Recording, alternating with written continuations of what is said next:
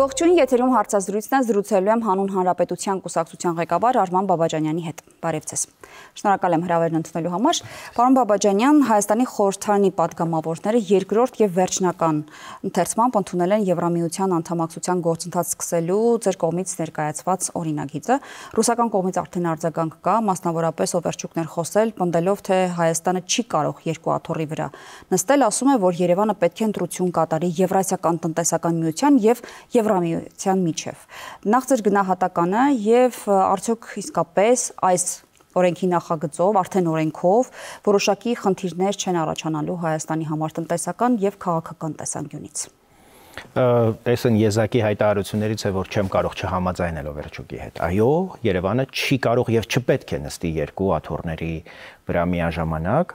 եւ սա ըստ էության օրենք է ոչ միայն Եվրոպական միության անդամակցության գործընթացի մեկնարկի, այլև ԵԱՏՄ-ից դուրս գալու գործընթացի մեկնարկի վերաբերյալ։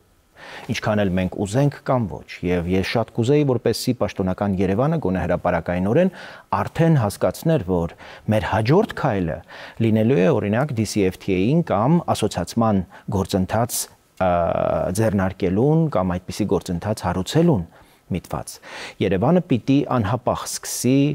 ուրեմն ԵԱՏՄ-ից դուրս գալու գործընթաց, որին պիտի հաջորդի ասոցիացման Եվրամիության հետ ասոցիացման գործընթացը։ Ես բարձրաստիճան մի շարք պաշտոնյաների հետ Երևանի, Հայաստանի խոսել եմ եւ ունի Երևանը պատկերացում եւ ընկալում եւ ըմբռնում, որ չի կարելի զուգակցել այս գործընթացները։ Երևանը անհապաղ պիտի հայտարարի, որ իր ապագան, իր հասցեն տեսնում է Եվրոպական միությունում, ԵԱՏՄ-ի հետ պետք է հստակեցնել հարաբերությունները, պետք է խզել հարաբերությունները, պետք է դադարեցնել։ Իրենք ասում են, որ մենք չենք զուգորդում այս երկու իրադարձությունները իրար հետ, այսինքն մենք մնում ենք ԵԱՏՄ-ում, մենք ուզում ենք Եվրամիության ժողովրդավարությունը եւ այլն։ Եվ հիշեցնեմ նաեւ պարոն Զեյնալյանի հայտարարությունը, որ ինքը ասում էր, սա ԵԱՏՄ-ից դուրս գալու նախագիծ չի։ Լրջագույն խնդրեմ կունենանք թե Ռուսաստանում եւ թե Եվրամիությունում։ Եվ ուզում եմ, որպեսզի Երևանը չխապնվի եվրոպական ժպիտներին։ Մեզ հետ շատ դաժան կարող են վարվել։ Մենք քայլ ենք իրականացրել ժողովրդի կամքով 60,000 մարդու ստորագրությամբ, բերել ենք նախագիծ։ Օրենք է ընդունվել, որով Հայաստանը հանձնառություն է ստանձնել Եվրոպական միության անդամակցելու գործընթաց մեկնարկելու վերաբերյալ։ Դրան պետք է հաջորդեն հստակ քայլեր։ Խաղ չենք անում։ Հստակություն է պետք եւ ես ասեմ, որ Փառք Աստծո, Հայաստանի իշխանությունները փակ հանդիպումներում գոնե հավաստիացնում են, որ իրենք ընկալում են պահի պատասխանատվությունը եւ իրենց վրա դրված բեռը ամբողջական առաջ շարժելու այս գործընթացը։ Ամենակարևորը չզուգակցել սա ԵԱՏՄ-ի հետ, որտեղ դա շատ անլուրջ տպավորություն կթողնի Հայաստանի դեպքում եւ ես կարծում եմ, որ մենք միաժամանակ մի քանի կարևոր խնդիր պիտի լուծենք, այդ թվում նաեւ բանակցությունները, որոնք պիտի մեկնարկեն Եվրամիության հետ առհասարակ ասոցիացման, ապա անդամության թեկնածության եւ անդամության շուրջ պետք է համապատասխան կոմպետենցիա։ Հայաստանի այսօրվա կառավարությունը էկոնոմիկայի ենթակառուցվածքների արդարադատության եւ ներքին գործերի նախարարություն այս շրջանակն է հիմնականում զբաղվելու բանակցություններով, չունենք համապատասխան կոմպետենցիա եւ չունենք այն կարողությունը, որպեսզի կարողանանք արժանավայել եւ որակյալ եւ ամենակարևորը արագության իմաստով այնպիսի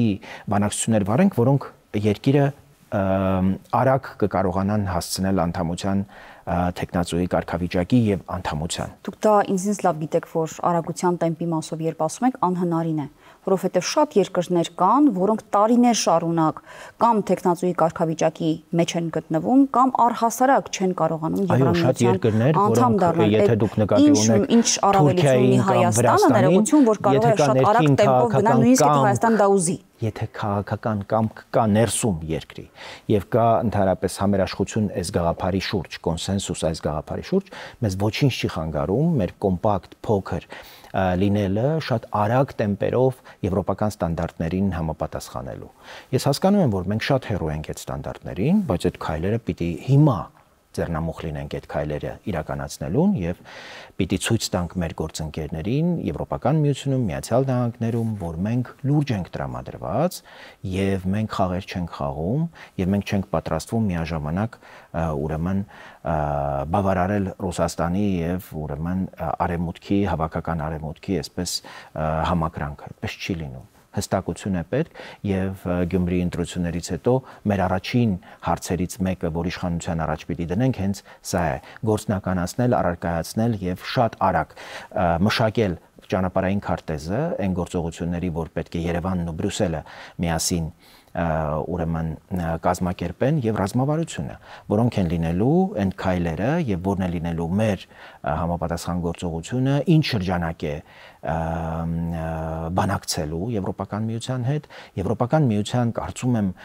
խորհրդատուների, էքսպերտների անհրաժեշտություն կլինի, Երևանը պիտի պաշտոնապես դիմի Բրյուսելին այդպիսի կարողություններ բերելու եւ մեզ պատրաստելու Եվրոպական միության հետ համապատասխան պաշտոնյաների ուրեմն համապատասխան այսպես որակյալ բանակցություններ վարելու համար Պարոն Բաբաջանյան, իսկ քաղաքական հետևանքները, ստեղծել տնտեսական հետևանքները, որոնք կարող են ծառանալ Հայաստանի առաջ, եթե պաշտոնական Երևանը որոշում կայացնի, որ պիտի դուրս գա ԵԱՏՄ-ից։ Ինչը պաշտոնական Երևանը չի ասել եւ չի էլ պատրաստվում անել։ Այսինքն դուք կարծում եք, որ մենք սպառնալիքների պակաս ունենք այսօր, դուք կարծում եք, որ այսօր մենք քաղաքական, տնտեսական ուրեմն ռիսկերի պակաս ունենք։ Ես կարծում եմ, որ Եվրոպական դա դեռ չի նշանակում, որ մենք մեզ կարող ենք ավելի վատ վիճակի մեջ դնել։ Այդ ռիսկերը շեշտակիորեն կնվազեցնի։ Եվ ի վերջո, ես կարծում եմ, որ նույն Մոսկվայի հետ հարաբերությունները կարգավորելու տեսանկյունից այսպիսի գործընթացը շատ ավելի արժանապատիվ եւ շատ ավելի հիմնարար վերջապես կկարգավորի նաև հարաբերությունները այդ երկրի հետ հենց այդպես ես կարծում եմ Ռուսաստանը շատ լավ հասկանում է որ վերադարձ չի լինելու եւ դրա մասին Հայաստանի վարչապետն է հայտարարել որ մենք չենք վերադառնալու ՀԱՊԿ մեզ էլ զգուշացրել են որ եթե ՀԱՊԿ-ից դուրս գաք պիտի դուրս գաք նաև ԵԱՏՄ-ից ինչի եք սպասում որ մեզ վռնդեն այնտեղից ձեռնարկեք քայլեր Պիտի մենք ձեռնամուխ լինենք, նախաձեռնող լինենք եւ դուրս գանք ԵԱՏՄ-ից, արագ մենք գիտեմ, որ նաև բանակցություններ են եղել Եվրոպական միության պաշտոնյաների հետ, Եվրոպական միության համապատասխան գերատեսչությունները պատրաստ են կոմպենսացնել այն կորուստները, որոնք անպայմանորեն լինելու են Ռուսաստանը ձեռնարկելու է քայլեր, որոնք մեզ համար տնտեսական գին են արժանալու, բայց կներեք, անվտանգություն, ինքնիշխանություն, դուք ինձ տնտեսություն եք ասում, ես ասում եմ անվտանգություն անվտանգության լավագույն միջոցը տնտեսապես հզորանալն է։ Դուք ինձ ուզում եք ասել, որ ԵԱՏՄ-ում գտնվելով, այս բռնապետական հակամարտկային ցեղասպան միջավայրում գտնվելով Հայաստանը ի վիճակի է կարողություն տնտեսական հզորություններ ձեռք բերել։ Չի կարող։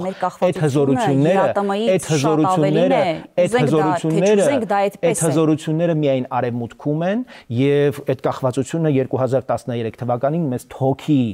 նման մեր վզին կախել է Սերժ Սարգսյանը։ Այդպես էլ պետք է կտրել եւ այդ պորտալարից ազատվել ու նայել զարգացման, տեխնոլոգիական առաջընթացի ուրեմն եւ կարողություններ ձեռք բերելու, դիմակայունություն ձեռք բերելու, հավելյալ անվտանգային ներուժ ձեռք բերելու ճանապարհով։ Չկա այդ ворչում, ԵԱՏՄ կոչվող ворչում զարգանալու որևէ հեռանկար։ Մենք պիտի ոչ թե սիտուատիվ եկամուտներ ապահովող ԵԱՏՄ-ում մեր ապագան փնտրենք, այլ պիտի նայենք երկարաժամկետ զարգացման ուղղությամբ, որը մեզ կարող է ապահովել միայն արևմուտքը։ Նույնը արեց իդեպ 94 թվականին պատերազմում ջախջախվելով Ադրբեջանը, դասեր քաղեց իր կորուստներից, հայացքը ուղղեց դեպի արևմուտք, ենթակառուցվածքներ ստեղծեց, տնտեսական հզորություններ ստեղծեց եւ իր կորցրածը ըստ էության պատերազմով հետ վերցրեց։ Հայաստանը հիմա պիտի դասեր քաղի այն կորուստներից, այն մարտահրավերներից ու սպառնալիքներից, որոնք հիմա կախված են Հայաստանի գլխին եւ ուրեմն արժանապատվությամբ պիտի նայի դեպի ապագա, դեպի ապահովելով իր հարաբերությունն ասի, նույնիսկ կարելի է գնահատել, որ սրանք ծեծված հայտարարություններ են կամ դիրքորոշումներ են, բայց անվտանգության տեսանկյունից լավ թե վատ տարածաշրջանում մեզ կարող է օգնել կամ գոնե չխանգարել Ռուսաստանը, սա ասում են։ Դուք ասում եք, որ այսօր որևէ գործառույթ ունի Հայաստանի անվտանգության միջավայրի համար Ռուսաստանը, որևէ դերակատարություն։ Դուք ասում եք, եթե ավելի նվազագույն փխրուն իրավիճակը ապահովում են Եվրամիության ուրեմն քաղաքացիական առաքելության ներկայացուցիչները։ Եթե մի քիչ կարծում եմ պետք է շնորհակալ լինել Եվրոպական միության այն ջանքերին, որ 2022 թվականից այն սպառնալիքները, որոնք Ռուսաստանն էր առաջնորդում, Հայաստանի տարածքի նկատմամբ ոտնձգությունները տեղի են ունեցել Ռուսաստանի իմացությամբ, թողտվությամբ եւ իրենք են կոորդինատները տվել ադրբեջանցիներին։ Այս սպառնալիքները չենք մոռանում, շնորհակալ ենք լինում Արևմուտքին, իդեպ Միացյալ Նահանգները գործուն մասնակցություն ունեցավ, որ Եվրոպական միության դիտորդները գան Հայաստանի արևելյան սահմանը կարողանան վերահսկեն եւ մենք հարաբերական խաղաղություն ունենք այդ ժամանակներից 2022 թվականի աշնանից հենց եվրոպացի դիտորդների շնորհիվ։ Այդ դուք ինձ ուզում եք ասել, որ Եվրոպական միության դիտորդների դեմ այս հարցակումները Ադրբեջանից եւ Մոսկվայից պատահական են, բայց իրենք ուզում են եվրոպացիներին հանել, որ այդ ժամանակ կտեսնեք թե ինչ ռիսկեր կգան Հայաստանի վրա։ Այդ նույն Եվրամիությունը կամ հավաքական արևմուտքը ո՞նց է մեր անվտանգությունը ապահովելու, եթե Ադրբեջանը դիցուկ որևէ օր կրկին հարցակվի Հայաստանի Հանրապետության վրա։ Ես կարծում եմ, որ Հայաստանը պետք է այնքան քաշային կարգը իր փոխի, իր հարաբերությունների մակարդակը այնքան պիտի բարձրացնի եւ Միացյալ Նահանգների հետ, եւ Եվրամիության հետ, եւ այդ ուղղությամբ լավ աշխատանքներ կան, այս օրենքի ընդունումն էլ այդ ուղղությամբ շատ կարեւոր գործնական քայլ է։ Հիմա պիտի գործնականացնենք օրենքից բխող քայլերը։ Պիտի ձեռնարկենք եւ նախաձեռնող լինենք եւ նախանձախնդրություն հանդես բերենք, որպեսզի եվրոպացի մեր գործընկերները տեսնեն, թե Երևանը ինչքան ուրեմն մեծ ողջավորություն ունի այս հարցում։ Եվ մենք կստանանք համապատասխան նաեւ ողջավորիչ վերաբերմունք այս խնդրում եւ ես կասկած չունեմ, որ եւ պիտի ասեմ տարբեր պաշտոնյաների հետ եմ հանդիպել, իմ վերջին հանդիպումները Մյունխենում էին եւ այդ օրերին էր առաջին ընթերցման ընդունվել իդեպ օրենքը եւ պիտի տեսնեիք թե ինչ ահռելի դիվանագիտական ու քաղաքական կապիտալ է դա նշանակում Երևանի համար, որ որևէ պաշտոնյա երբ իմանում էր, որ ես Հայաստանից եմ, առաջին բանը մեզ շնորհավորելն էր, որ է առաջացրել այս օրենքը եվրոպացիների եւ այստեղ Nordic Baltic այդ համաժողովի ժամանակ եվրոպական առաջատար երկրների խորհրդարանների խոսնակները, եթե հիշում եք, ինչքան ջերմությամբ եւ ողջավորությամբ էին ողջունում Հայաստանի այս օրենքի նախաձեռնումն ու հարուցումը եւ ընդունումը եւ ես կարծում եմ, որ մենք առաջիկայում նախագահ Վահագն Խաչատուրյանի հետ կհանդիպենք միջև ստորագրելը, սա շատ նշանակալի քայլ կլինի եւ մենք այս հարցում պատրաստվում ենք ակնդետ հետևել գործընթացին եւ անհրաժեշտության դեպքում միջամտել, օգնել, սատարել, թիկունք լինել, որպեսզի ժամ առաջ մենք կարողանանք այս օրենքից բխող գործողություններին ուրեմն ընթացք տալ։ Մյուս հարցը, որ այս ժամանակահատվածում ամենից շատ տրվողն է, դա այն է, որ այս նոր աշխարհակարգի ձևավորման սկզբնական փուլում կամ ընթացքում արդյոք Եվրոպական միությունն այն կառույցն է, որին մենք պիտի ձգտենք անդամակցել այն դեպքում, երբ դրվում է երկու հարց, արդյոք այդ կառույցն ուզում է ընդլայնվել թե ոչ եւ ի վերջո արդյոք հայտնի է թե այդ կառույցի ապագան ինչ է լինելու, հաշվի առնելով Միացյալ Նահանգներ, Եվրոպա խնդիրները եւ հաշվի առնելով, որ հիմա արդյոք եթե ես 4 ամիս առաջ կարող է տատամսեի նույնիսկ մենք ճիշտ ենք անում թե ոչ, հիմա հաստատապես ուզում են ընդլայնվել։ Ասում եմ, որ մենք ճիշտ ենք անում, որովհետև հենց այս նոր հարաբերփոխ այս աշխարհակարգում Հայաստանը իր տեղն է ամրագրում, դիրքավորվում, որը չափազանց հետաքրքիր է դառնում իր բոլոր հարևանների համար, Չինաստանի համար, Հնդկաստանի համար, Իրանի համար, Թուրքիայի համար, միջև իսկ։ Ինչ վերաբերում է ընդլայնմանը, ես մի քանից անգամ լսել եմ, որ մինչև 2030 թվական նոր ընդլայնման փաթեթ կա երկրների եւ Հայաստանը պիտի փորձի հասցնել հենց այդ ուրեմն փունջ երկրների շարքում ընդգրկվել։ Համենայն դեպս դրա մասին խոսում էին Մոլդովա, Ուկրաինա, Վրաստան անդամության տեխնացություն շնորհելու ընթացքում։ Ես հույս ունեմ, որ Վրաստանում էլ իրավիճակը կհաղթահարվի եւ նրանք կվերադառնան նույն Եվրոպական միության անդամակցության բանակցությունների շրջափուլ եւ որպես Կովկասյան 2 այս երկիր մենք կկարողանանք շատ արագ ուրեմն համապատասխանել այն ստանդարտներին, որոնք որ անհրաժեշտ են անդամակցության համար։ Ինչ վերաբերում է ընդլայնման, ինչ վերաբերում է անվտանգային այն նոր ռիսկերին, որոնք ծառացած են եւ որքանով կարող է Եվրամիությունը մեզ այդ հարցում օգնել։ Եվրամիությունում հիմա ահռելի փոփոխություններ են, հատկապես անվտանգային եւ պաշտպանական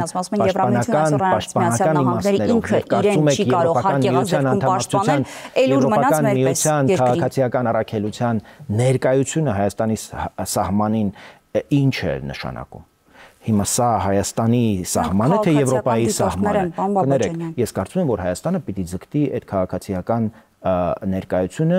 այլ ներկայությամբ։ Դա չի կարող, որովհետև հայկական կողմն ու ադրբեջանական կողմը եկել են համաձայնության, որ եթե կնքվի խաղաղության պայմանագիրը, իրենք բացառելու են երրորդ երկրների ուժերի ներկայություն կողմերի յուրաքանչյուրի սահմանին։ Անդամակցության որևէ միջազգային կազմակերպության անդամակցության եւ որևէ հովանու տակ գտնվելը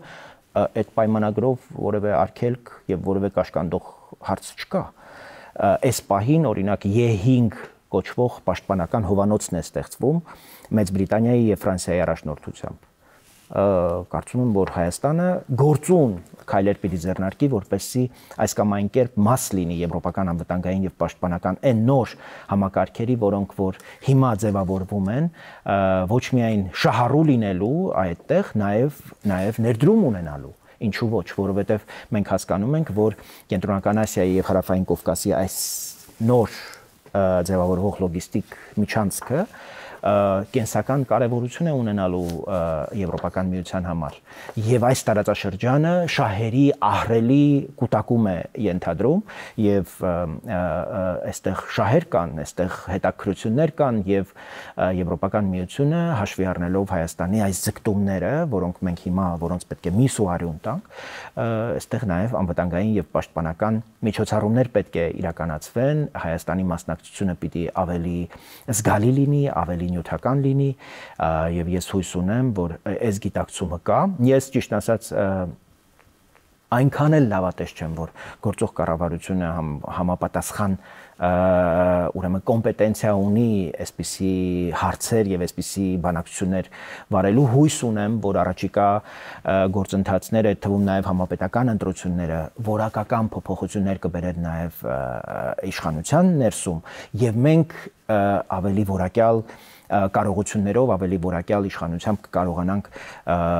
ուրեմն Եվրոպական միության հավաքական արևմուտքի հետ մեր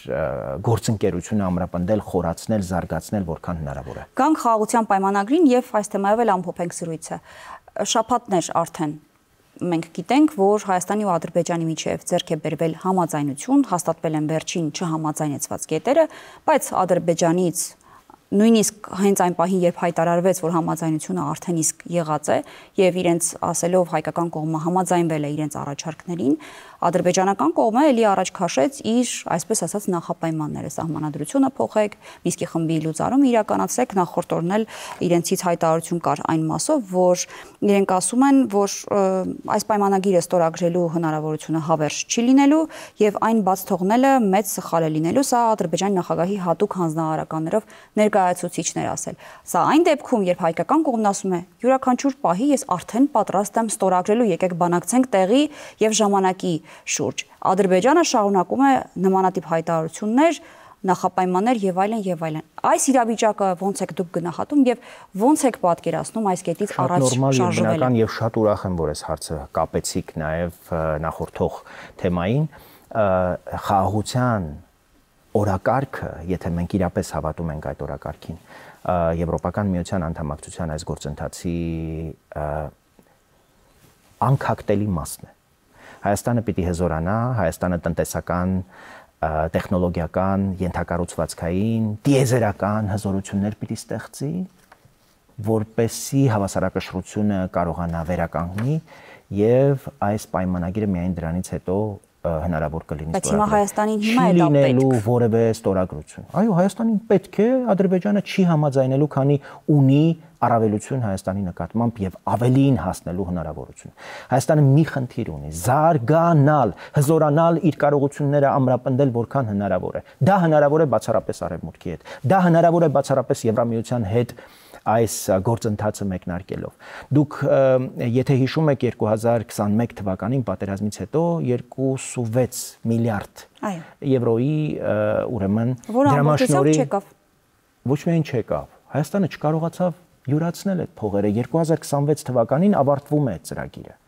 Հայաստանը չկարողացավ ծախսել այդ փողերը։ Դուք պատկերացնում եք, որտեղ կարողություն չուներ ոչ ծրագիր ներկայացնելու, ոչ այդ ծրագրերը իրականացնելու։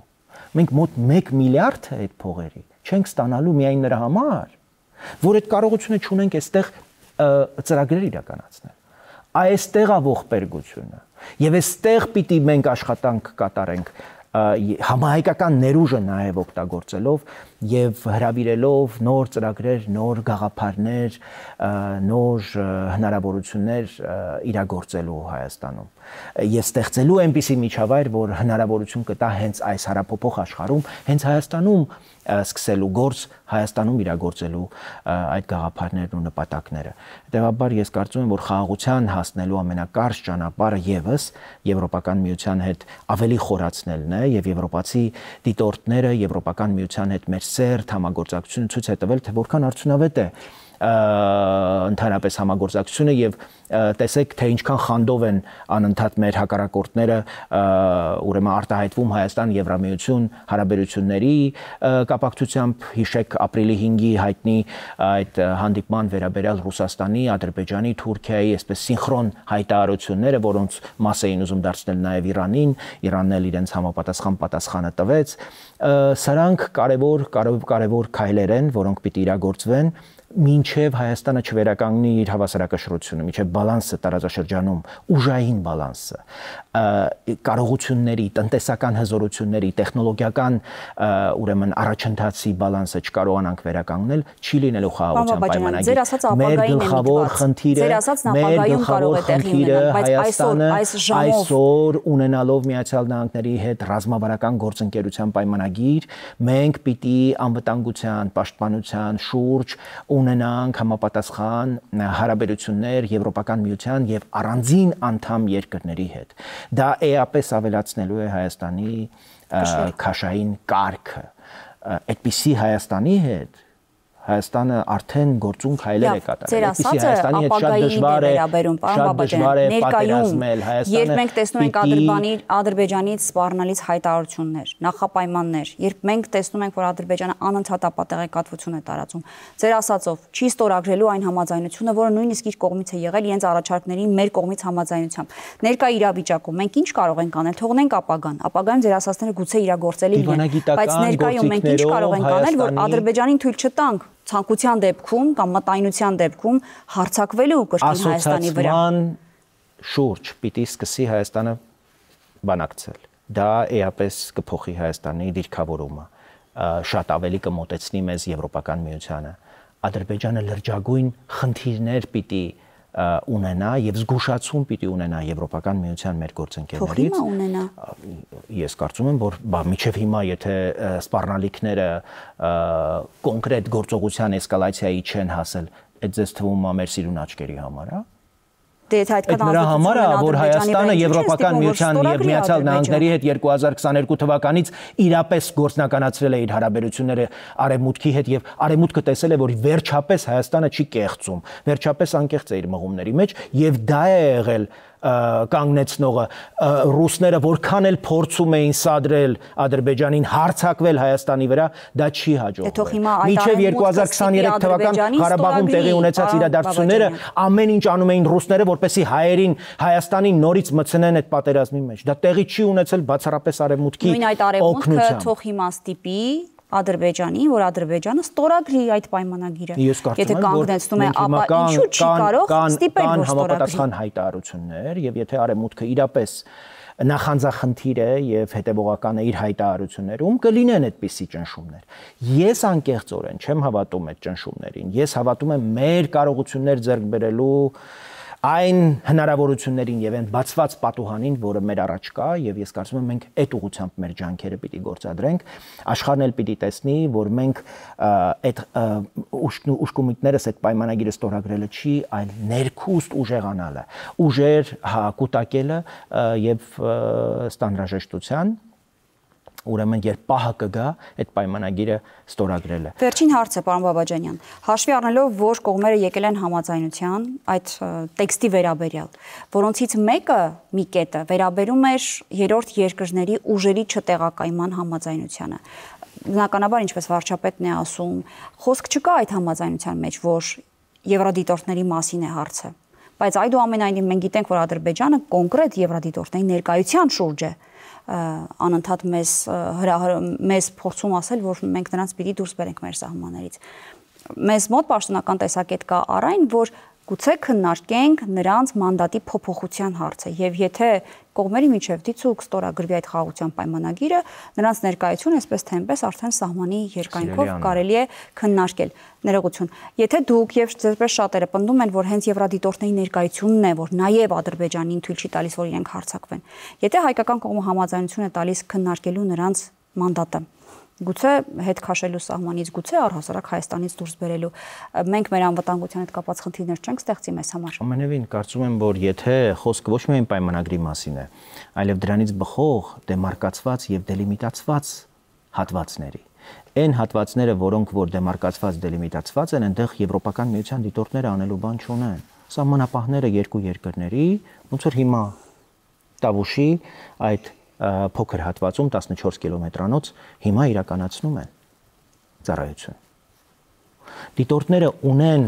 աշխատանք մոնիտորինգային իրականացնելու են հատվածներում, որոնք դեռևս ճշտված չեն սահմանային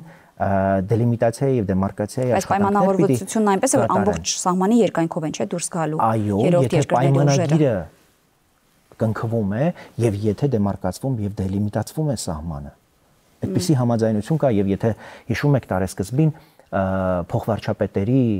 կողմից ընդունվեց այդպիսի համաձայնություն, ուրեմն սահմանային ամբողջ երկայնքով դեմարկացիայի եւ դելիմիտացիայի նույնիսկ սահմանային հստակ կետերն են ամրագրված միջև հայ-իրանական սահման, որը ֆիքսվել է Ադրբեջանի կողմից։ Այդ սահմանը ֆիքսվել է որպես հայ-իրանական։ Եվ ես կարծում եմ, որ այստեղ է հիմնական հարցը եւ այո եվրոպացի դիտորդները որևէ անելու բան չեն ունենա երբ այդ սահմանը կհստակեցվի եւ կճշգրտվի բայց եվրոպական միության հետ մենք կունենանք բոլորովին այլ ձևաչափի հարաբերություններ եւ եվրոպական միության բոլորովին այլ ներկայություն կունենանք Հայաստանի տարածքում որ այլևս սահմանին նրանց գտնվելը երկրորդական, երրորդական կլինի։ Հայաստանը պիտի ձգտի Եվրոպական միության անդամ լինել, Եվրոպական միության անդամ լինելու պարագայում այլևս էական չի ովքեր են քո սահմանին կանգնած, ինչ ուժեր են այնտեղ տեղակայված։ Մենք մեր ստատուսը եւ հարաբերությունների մակարդակը պիտի փոխենք Եվրոպական միության հետ։ Ոչ թե ձգտենք ամեն գնով պահպանել ստատուս քոն եւ այդ ստատուս քոյի գերի մնացած Եվրոպական միության քաղաքացիական առաքելության այս 200 հոգանոց ուրեմն կազմը պահենք հավերժ Հայաստանում չի լինելու այդպիսի բան։ Հայաստանը պիտի իր հարաբերությունների մակերեսը եւ մասշտաբը փոխի եւ մակարդակը փոխի Եվրոպական միության հետ։ Շնորհակալ եմ զրույցի համար։ Ես եմ շնորհակալ։ Զրուցակիցս Արման Բաբաջանյանն էր, կհանդիպենք։